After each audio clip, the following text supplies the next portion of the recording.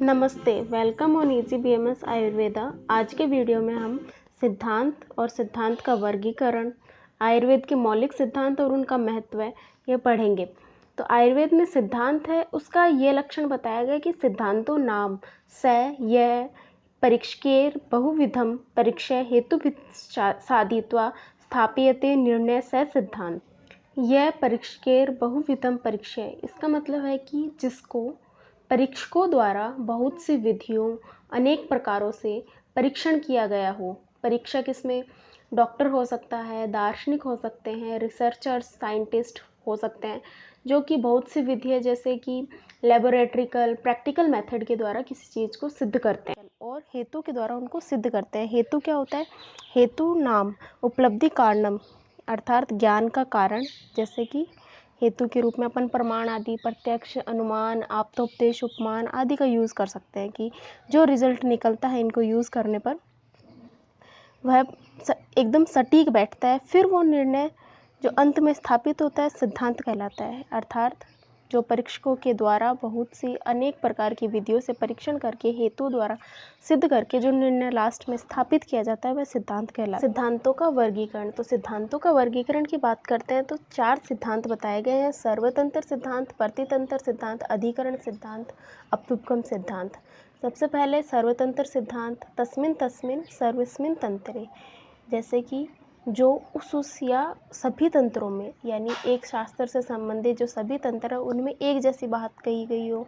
जैसे कि आयुर्वेद से संबंधित सभी जितने भी तंत्र संहिताएं हैं उनके अंदर एक कोई बात है जो सेम कही गई हो। जैसे कि रोग, उनके कारण, पूर्व रूप, उनकी चिकित्सा, यह चिकित्सा के सभी तंत्रों में समान रूप से मिलती है। तो ये सर्वतंत्र सिद्धांत हुआ। और उसी प्रकार से दूसरा अगर एग्जाम्पल्स पढ़ें तो आयुर्वेदीय जो मूल तंत्र है, संहिताएं हैं, उनमें 5 भौतिक सिद्धांत है, अर्थात 5 भूतों के द्वारा सिद्धांत के द्वारा सृष्टि का उत्पत्ति क्रम बताया गया है। दार्शनिक सिद्धांत में भी यही आता है कि पंच महाभूतों से सृष्टि उत्पत्ति क्रम मिलता है। तो आयुर्वेदीय जितनी भी संहिता ग्रंथ है, आयुर्वेद के फंडामेंट्स को मानने वाले लोग हैं, वे सभी पंच महाभूत की थ्योरी को मानते हैं। तो पंच महाभूत सर्वतंत्र सिद्धांत का उदाहरण हो सकता है। अतः वह सिद्धांत जो उस शास्त्र को मानने वाले सभी तंत्रों द्वारा मान्य होता है सर्वतंत्र सिद्धांत कहलाता है। दूसरा सिद्धांत है प्रतितंत्र सिद्धांत। इसमें बोला है कि तस्मिन् तस्मिन् एकस्मिन् तंत्रे, अर्थात उस शास्त्र में वर्णित कोई एक सिद्धांत है और दूसरे शास्त्र में उससे संबंधित कोई दूसरा सिद्धांत है, यानी सेम सिद्धांत नहीं है उसी शास्त्र में।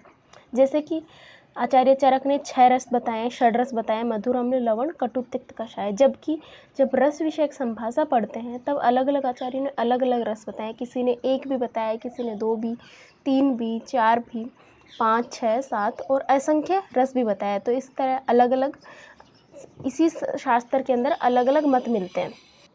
प्रतितंत्र सिद्धांत का दूसरा एग्जाम्पल रोगी परीक्षा से ले सकते हैं। जैसे आचार्य चरक ने रोगी परीक्षा के लिए त्रिविध विधियां बताई है, जैसे प्रत्यक्ष, अनुमान, आप्तोपदेश। आचार्य सुश्रुत ने षड्विध परीक्षा बताई है, 5 ज्ञानेंद्रिय से और 1 प्रश्न परीक्षा। अष्टांग हृदयकार ने त्रिविध परीक्षा बताई है, दर्शन, स्पर्शन और प्रश्न के द्वारा। जबकि योग रत्नाकर ने अष्टविध परीक्षा, नाड़ी, मूत्रम, मलम, जिह्वा, शब्द स्पर्श, दृग आकृति के द्वारा बताई। इस प्रकार हम देखते हैं कि प्रतितंत्र सिद्धांत में सब व्यक्ति या आचार्य उस विषय से संबंधित या उस विषय के बारे में अपना अपना अलग अलग मत रखते हैं एक ही शास्त्र के अंदर, वह प्रतितंत्र सिद्धांत होता है। उस सिद्धांत के मत में सबके अलग अलग मत होते हैं। अब हमारा तीसरा सिद्धांत है अधिकरण सिद्धांत। इसके अंदर बताया है कि यस्मिन् अधिकरणे प्रस्तूय मान्य सिद्धान्य अन्यान्य अपि अधिकरणानि भवन्ति। मतलब कि प्रस्तुत तंत्र में जिस प्रकरण की चर्चा चल रही हो उस प्रकरण में अन्य अधिकरण की जिसकी चर्चा नहीं चल रही हो उसको कह देते हैं और वहाँ पर वह अपने आप अपने होने का अस्तित्व बताता है। तो यह अधिकरण सिद्धांत है। जैसे कि मुक्त पुरुष निष्काम होते हैं, वे शुभ और अशुभ फल नहीं देने वाले कर्मों को नहीं करते हैं। और जैसे कि इसमें मुक्त पुरुष है, उसमें कर्म, कार्य का फल, मृत्यु, पुनर्जन्म, मोक्ष, ये इसके संबंध में अधिकरण है। और दूसरा एग्जाम्पल ऐसे समझ सकते हैं कि चरक ने बताया है कि स्वयं की समीक्षा या विचार विमर्श करके भोजन करना चाहिए। तो इसमें उन्होंने ये भी बता दिया कि हमें हितकर भोजन करना चाहिए और अहितकर नहीं करना चाहिए। इसका मतलब है कि यहाँ पर अन्य अधिकरण भी अस्तित्व में आता है। दूसरी बात यह भी समझ में आती है कि कुछ लोग जो अपने आप का ध्यान नहीं रखते और ज़्यादा खा लेते हैं और पहले किया हुआ भोजन पचने से पहले खा लेते हैं, अध्यशन कर लेते हैं, विषमाशन आदि कर लेते हैं, तो उनका भी हमें इससे प्रस्तुत प्रकरण में पता चलता है। तो चर्चा तो उन्होंने किसकी की कि समीक्षा करके विचार करना चाहिए, और साथ में जिसकी चर्चा नहीं कर रही हमें उसका भी अस्तित्व में आ रहा है, उसका भी हम समझ पा रहे हैं। तीसरा एग्जाम्पल ऐसे समझ सकते हैं कि सभी व्यक्ति की आयु क्या होती है, निश्चित प्रमाण होता है, यानी कि हम उस निश्चित काल तक जीवित रहते हैं। यहाँ पर अब हम दूसरी बात यह समझते हैं, अधिकरण यहाँ ये निकल के आता है कि नियत काल के अलावा एक अनियत काल की भी मृत्यु होती है। इस प्रकार आचार्य एक बात को तो कहते हैं और दूसरी बात का यहाँ संबंधित हम अपने आप अनुमान लगा लेते हैं या समझ जाते हैं।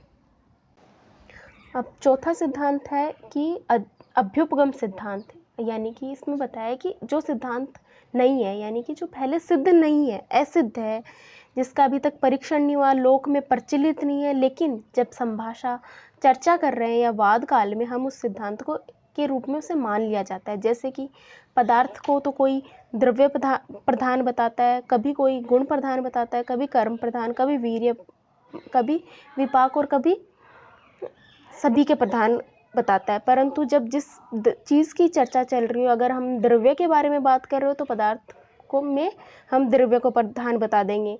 जब वीर्य के अंदर पदार्थ पढ़ रहे हो तब वो वीर्य को प्रधान बता दिया जाएगा।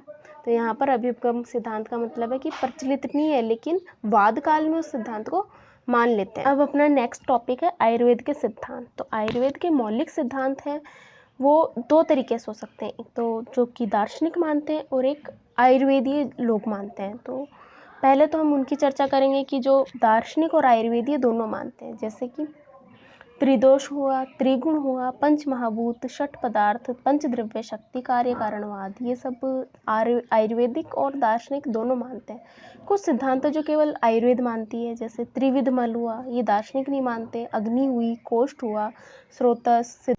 आयुर्वेद के मौलिक सिद्धांत का नॉर्मली एग्ज़ाम में बड़ा क्वेश्चन आता है, तो इसलिए उनको अच्छे से याद करना ज़रूरी है। जो कि अपन ऐसे याद करेंगे तो फिर बीच बीच में से कुछ छूट जाता है। तो उसके लिए एक तरीका है कि आप इसे क्रोनोलॉजिकल ऑर्डर में याद करें, कि पहले जो 3-3 संख्या के हैं, फिर 4, फिर 5, फिर 6, फिर 7, फिर ऐसे करके संख्या बढ़ती जाती है। उस हिसाब से याद करेंगे तो सारे सिद्धांत याद रहेंगे और कोई छूटेगा नहीं और क्वेश्चन आराम से लिख पाएंगे। तो सबसे पहले है त्रिदोष का सिद्धांत, फिर त्रिगुण, फिर त्रिविध फल, त्रिविध औषध। तो 3-3 के जितने भी सिद्धांत हैं वो सारे लिख देंगे। फिर है उसके बाद अपन पंच महाभूत के सिद्धांत, यानी पंच जितनी चीज़ें हैं उन सब पे, और रस आदिगत पंच पदार्थ है वो, पंच महाभूत, पंच अर्थ, पंच कर्म, ये सारे। उसके बाद षट पदार्थ और षड रस, फिर सप्त धातु और ओज, अष्टविध परीक्षा। फिर लास्ट में जब ये सारे हो जाएंगे तो और भी, जैसे चरक के अकॉर्डिंग 24 तत्व है, सुश्रुत के अकॉर्डिंग 25 तत्व पुरुष, और फिर लास्ट में अपन जो बिना नंबर के है वो लिख सकते हैं, जैसे आत्मा, परमात्मा, पुनर्जन्म, मोक्ष और कार्य कारणवाद। अब है आयुर्वेद के मौलिक सिद्धांतों का महत्व है। आयुर्वेद जो है वो एक चिकित्सा प्रधान ग्रंथ है, जिसका उद्देश्य है कि स्वस्थ है उसके तो स्वास्थ्य की रक्षा करना और रोगी के रोग का प्रशमन करना। इसलिए जो आयुर्वेद के मौलिक सिद्धांत हैं वो भी यही कार्य करेंगे, स्वस्थ के स्वास्थ्य की रक्षा करना और रोगी के रोग का प्रशमन करना, जिसके साथ यह चारों पुरुषार्थ धर्म, अर्थ और काम और मोक्ष दिलाने वाले होते हैं। आयुर्वेद के मौलिक सिद्धांतों के कारण चारों पुरुषार्थ की प्राप्ति के कारण यह पारलौकिक सुख का भी दाता होता है, जिससे इस लोक के अंदर तो सुख मिलता ही है, साथ में परलौकिक सुख भी मिलता है, जिसके कारण वह आत्मा का दर्शन करता है। इस प्रकार आयुर्वेद के जो मौलिक सिद्धांत है वो इस लोक में के साथ साथ परलोक के अंदर भी लाभदायक होते हैं।